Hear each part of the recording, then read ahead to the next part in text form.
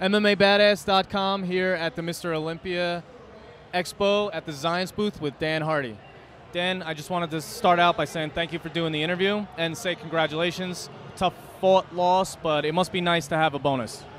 Yeah, it was a good fight. I mean, I can't say anything negative about Chris. It was a good fight. It was exactly the fight I expected. We went to there and we traded punches, and the end of the fight came, and I thought, score a couple extra points and shoot him for a double leg, and he snatched that guillotine nice and tight. I mean, that's his signature move, and I knew that going into the fight, but sometimes you just get caught. One of those things.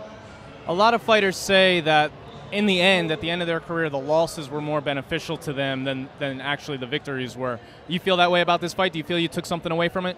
Yeah, definitely. I mean, well, I'm coming off 4 losses now, so I should be awesome in my next fight, if that's the rule.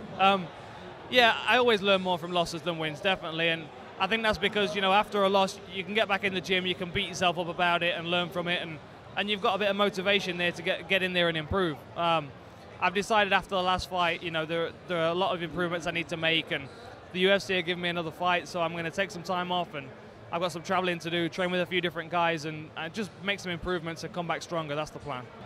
I'm from the Northeast. We take our barbers really seriously. I retired my mohawk when I moved out here. I'm a retired mohawk man myself. So I just was wondering, who's doing the upkeep these days? I am. Believe it or not, I cut my own mohawk most of the time. I have a guy that cuts it for me for the fights, but other than that, I just do it myself, which is usually why it looks a mess when I'm not fighting. But no, I think it's kind of a qualification as a punk to be able to cut your own mohawk. So moving mirrors around and being real careful, don't take any extra off, and it's getting better. And as far as training out here in Las Vegas, who are you with? What are you concentrating on? Well, at the moment, I'm working with Roy Nelson, getting him ready for the Crow Cop fight. And we're just traveling around to a few different gyms. We've been training at Frank Mir's gym.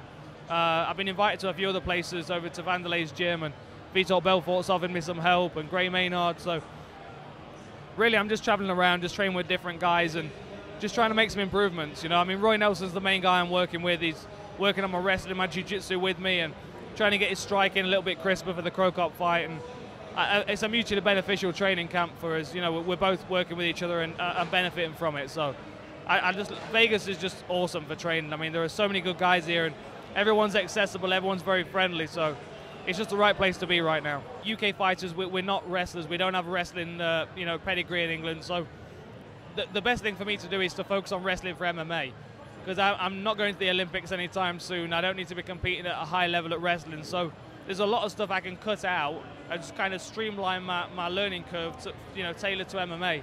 So that's what I'm working with. So I'm working with guys that are good wrestlers in MMA. I mean, Roy's got a good background. He's a good coach. And we've got good guys in the gym as well. There's a couple of guys that we work with, Jose Salgado and a guy called RJ, great wrestlers. And they're kicking my ass on a daily basis, and I'm picking up things really fast from them. Now, is there anyone, you said you were going to take some time off from fighting and train and travel a little bit, but is there anyone you have your eye on, or do you have any word from Zuffa about who's next for you? Well, I spoke to Joe Silver after the last fight, and I expressed that I'd like to take a little time off and just, invest some time in my game, in my career. And he was very happy about that. Obviously they want me to improve and keep fighting for the UFC. I mean, I have a big fan base, and I don't think the UFC want to get rid of me. So if I can do anything to improve, then they're going to encourage that.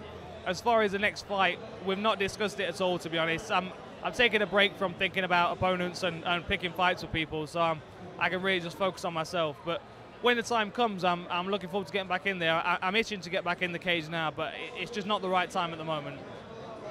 Thank you very much. This is MMABadass.com here at the Mr. Olympia Fan Expo at the Xyience booth with Dan Hardy. MMABadass.com